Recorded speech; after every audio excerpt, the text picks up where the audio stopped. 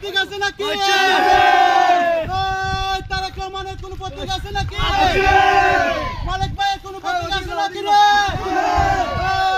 সেই প্রতীক দেব করো শক্তিশালী ভাই বালাগঞ্জে গঞ্জে চলে বলো দেব করো আজর হলো না তো আজ চলে শেষ বাদে কুনাত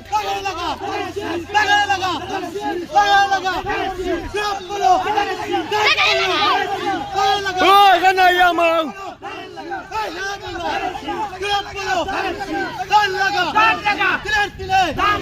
মালিক ভাইয়ের